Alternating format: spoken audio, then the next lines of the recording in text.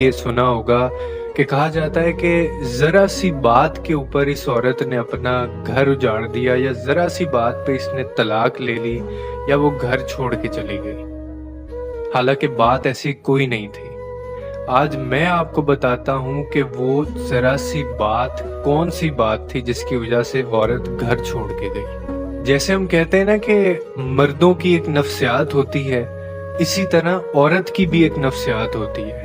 और औरत की ये नफ्सियात है कि औरत माफ करती है लेकिन भूलती नहीं है।